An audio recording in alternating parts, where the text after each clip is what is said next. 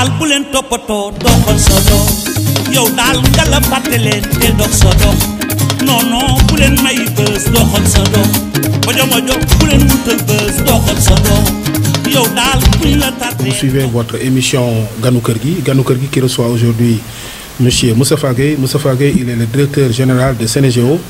Sénégéo, c'est Sénégal Géomatique. Il est spécialiste en assainissement et aménagement du territoire. Alors, monsieur Gueye, vous avez une entreprise, hein? Oui. Vous avez une société.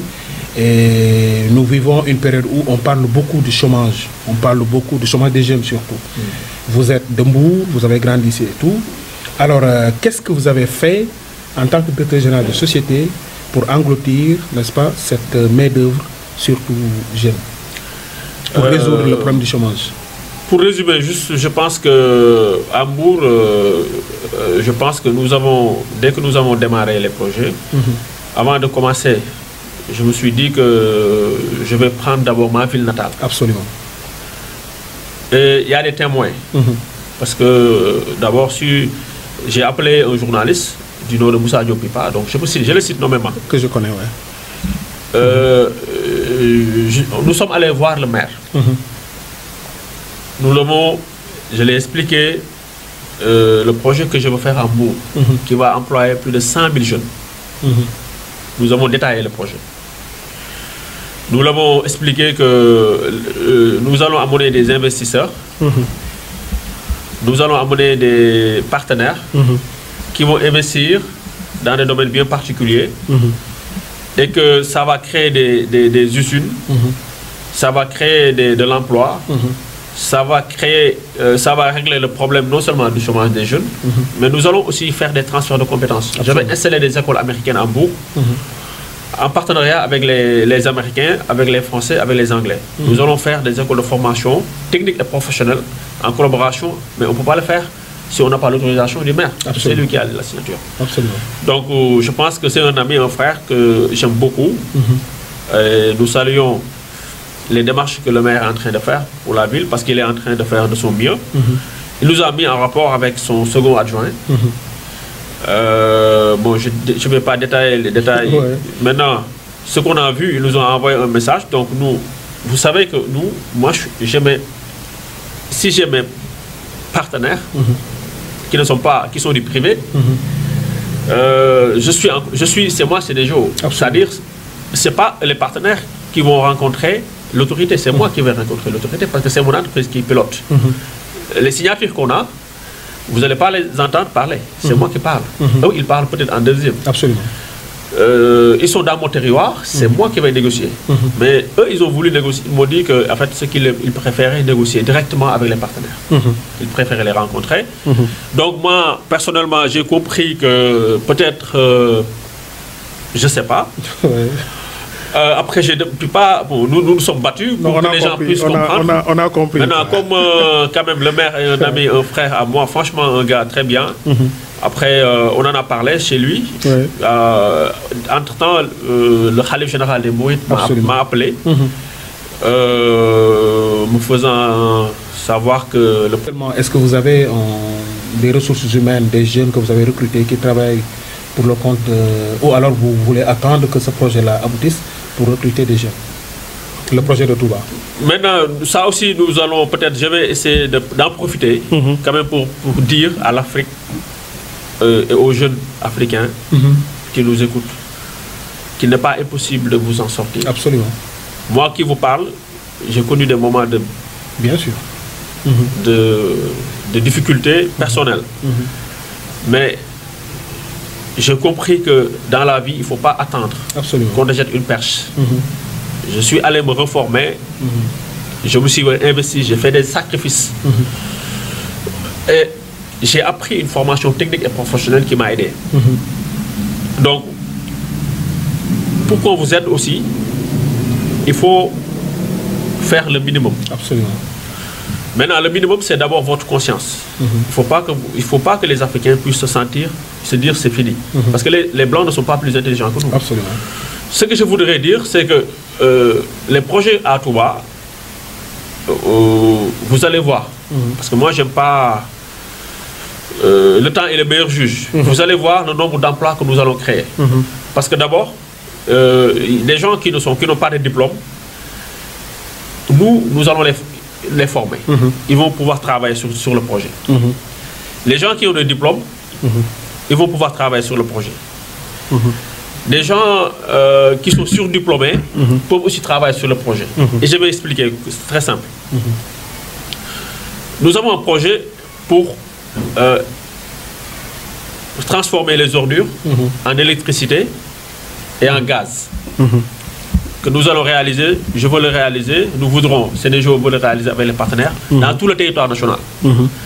L'exemple de Touba produit, d'après ce qu'on a estimé, 300 tonnes par jour.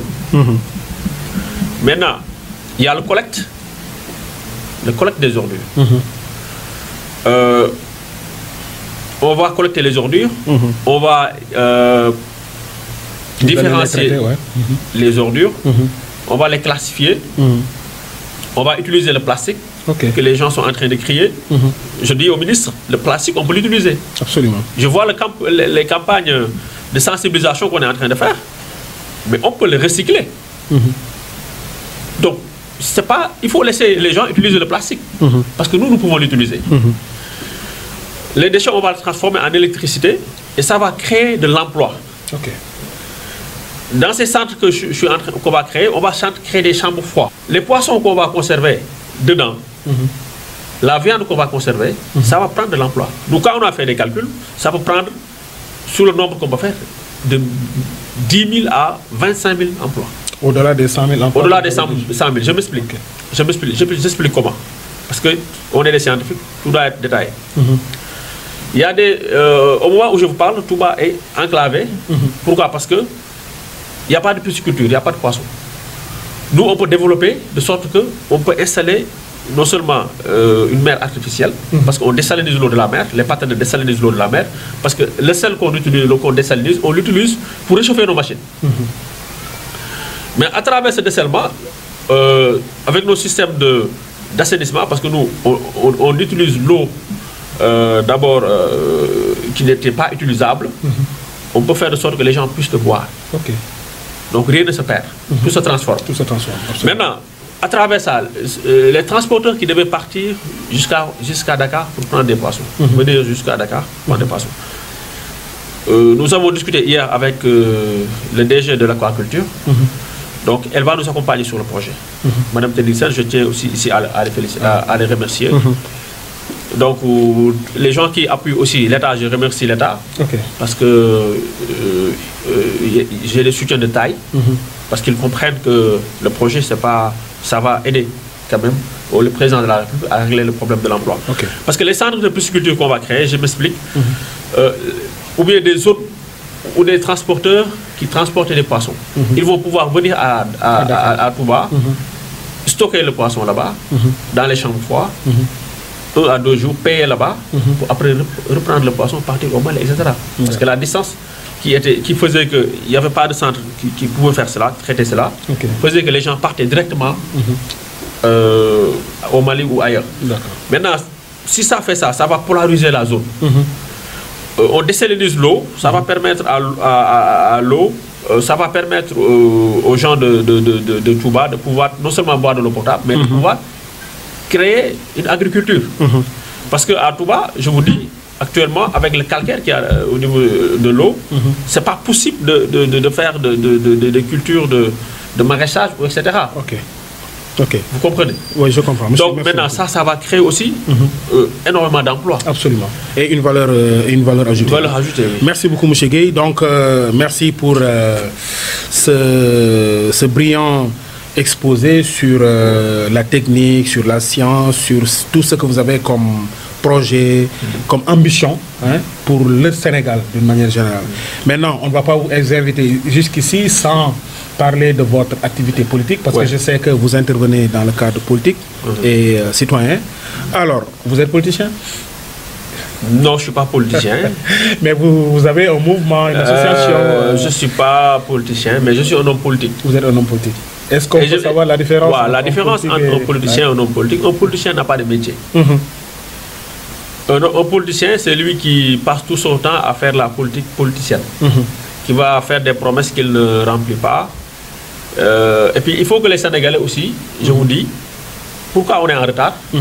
Parce que ce sont les politiciens qui ont la signature. On amène des projets qui peuvent faire bénéficier ton fils, mon neveu, des gens, leur neveu.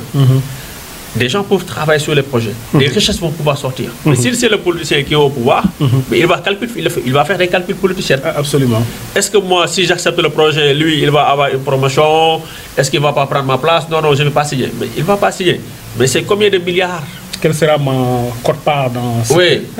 Mais combien de milliards la ville va perdre? Absolument. Combien d'emplois la ville va perdre? En fait, moi, je dois faire la politique pour que, quand même, les projets que j'amène, si je suis maire de Mbour, quand même, je puisse réaliser tous ces projets. Absolument. Vous avez un parti politique, vous avez un mouvement? Oui, le mouvement, c'est les Amis de Moustapha. Les Amis de Moustapha. Donc, nous avons un mouvement, les Amis du président Moustapha Gueye. Donc, ce mouvement nous permet aussi de dire notre avis. Ce mouvement nous permet quand même de nous singulariser, parce que nous aussi, nous pouvons dire ce que nous pensons. J'ai hérité de la politique, parce que mon père était un ami intime de Senghor, vous connaissez. Mon père était un ami intime de Mame Cheikh Ahmed Tidiane Sy Al Maktoum. Il était un ami intime de Serigne Saliou Mbacké et de tous ces grands figures. Donc, dès mon très jeune âge, j'ai eu la chance de côtoyer tous les grands hommes du Sénégal. Donc, à travers sa modeste personne. Mais donc, j'ai hérité cela. Donc, c'est un héritage, parce que mon père, les gens ne le savent pas. Demba Diop, s'il est Demba Diop, actuellement, c'est grâce à Ibou Gueye Saër.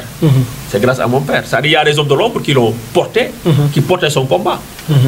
Donc, actuellement, on voit que peut-être ce qui est à l'extérieur, mais s'il y a Demba Diop à Mbour, il y a Ibou Gueye Saër. Merci beaucoup. Merci beaucoup, M. Gueye. Nous sommes là pour quand même représenter aussi toute la famille, toute la jeunesse sénégalaise. Parce que je ne dis pas la jeunesse mouroise, mais je dis la jeunesse sénégalaise. Absolument. Parce qu'ils sont en train de comprendre qu'à travers Moustapha Gueye, on peut réussir sans être un élément de qui que ce soit. Merci beaucoup. Donc, c'est l'occasion de revenir sur le fait que nos amis et parents chrétiens fêtent aujourd'hui l'Assomption. Alors, c'est l'occasion de leur souhaiter une très bonne fête. Une très bonne fête d'Assomption. C'est l'occasion aussi, parce que vous l'avez souligné tout à l'heure, vous avez nommé votre père Feu Ibou Gueye Saër, que moi je connaissais. J'ai appris beaucoup de choses dans sa maison, parce que c'était le siège de notre daïra.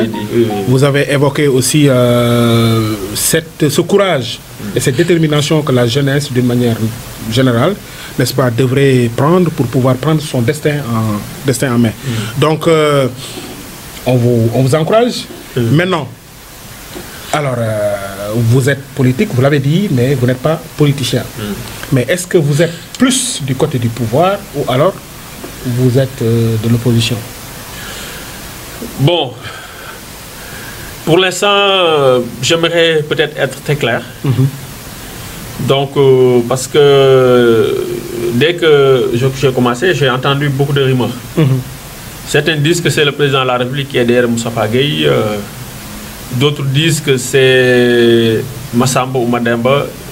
Personne n'est derrière Moustapha Gueye. Moustapha Gueye, et alhamdoulilah, c'est Allah qui est derrière nous, qui est devant nous, qui est à notre gauche, à notre droite. Donc vous êtes autonome? Donc pour l'instant, nous sommes autonomes. Parce que moi, j'ai appuyé le président de la République pour sa réélection, je l'avoue. Parce que j'ai travaillé 4 ans pour lui. Parce que le mouvement auquel je dirigeais la jeunesse, nous étions peut-être la première puissance politique quand j'étais là-bas. Mais actuellement, je suis plus puissant qu'eux parce que, pour des raisons personnelles. On verra bien. On verra parce que. On verra bien. On verra parce que. On ne va pas dire ce qui se passe, mais vous. C'est l'occasion de faire une transition. Est-ce que vous avez des ambitions pour la mairie de Mbour? Ça aussi, c'est une question piège. Hein. La mairie de Mbour m'intéresse, bien sûr. La mairie de Mbour m'intéresse parce que c'est pour pouvoir, c'est pas pour des questions d'argent ou de prestige. Mais c'est pour pouvoir exécuter les projets que j'ai.